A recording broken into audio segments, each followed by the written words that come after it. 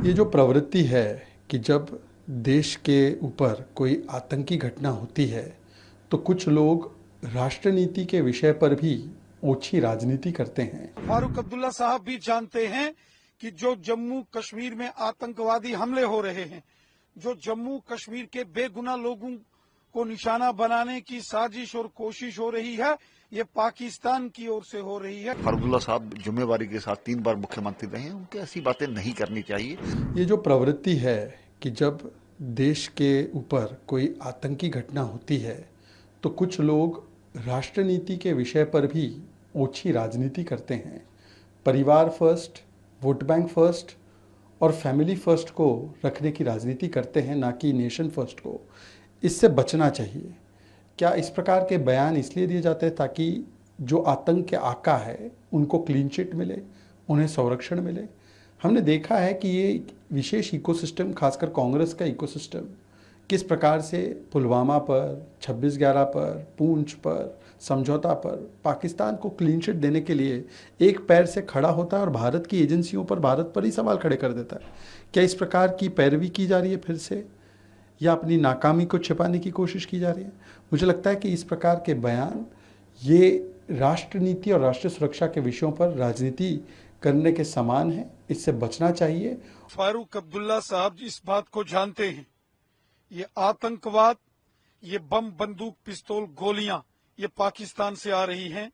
पाकिस्तान के कब्जे वाले जम्मू कश्मीर में आतंकवादियों के ट्रेनिंग कैंप्स हैं।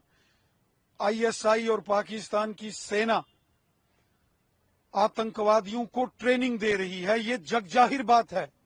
इसमें किस बात की छानबीन करनी है? इसमें कौन सी जांच पड़ताल है? सारी दुनिया जानती है। खुद डॉक्टर फारूक अब्दुल्ला साहब भी जानते हैं कि जो जम्मू कश्मीर में आतंकवादी हमले हो रहे हैं, जो जम्मू कश्मीर के बेगुनाह लोगों को निशाना बनाने की साजिश और कोशिश हो रही है, ये पाकिस्तान की ओर से हो रही है। इसमें पाकिस्तान शामिल है, इसमें आतंकी संगठन शामिल है। इसमें कौन सी जांच है? हम सबको मिलकर, एकजुट होकर, हमारी सेना, पुलिस और पैरामिलिट्री फोर्सेस का सहयोग करना चाहिए, साथ देना चाहिए और आतंकवाद के खिलाफ जंग लड़नी पड़ेगी। हम सबको मिलकर देश के दुश्मनों के खिलाफ लड़ना पड़ेगा। जो अमन के दुश्मन हैं, जो कश्मीरियों के दुश्मन हैं, जो इंसानियत के दुश्मन हैं, उनके खिलाफ हम सबको मिलकर एकजुट होकर जंग लड़नी पड़ेगी। और डॉक्टर फारूक अब्दुल्ला साहब को सीधा सीधा कहना पड़ेगा कि इसमें पाकिस्तान शामिल है और पाकिस्तान को कटघरे में खड़ा करना पड़ेगा। एक जिम्मेवार व्यक्ति को इस प्रकार का बयानबाजी नहीं करनी चाहिए। खास करके ये जानते हैं कि एजेंसियों के अच्छे काम के कारण से ही जम्मू कश्मीर में शांति व्यवस्था बनी, लेकिन बीच बीच में कई इस प्रकार की जब घटनाएं होती हैं, वो राजौरी, पुंछ में भी हुई हैं, तो उस पर भी किसी पर सवाल नहीं खड़ा किया। अब सरकार है, सरकार का पूरा समर्थन है।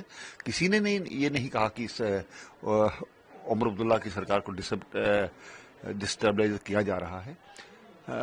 पाकिस्तान प्रस्त लोग जो कायरतापूर्ण हरकतें करते हैं, और कोई भी व्यक्ति जहां बाहर कभी बाहरी या अंदरूनी उस प्रकार की कोशिश की जाती है, बाहरी मजदूरों पर अटैक किए गए, लेकिन इस चीज को संभालना सभी का फर्ज है।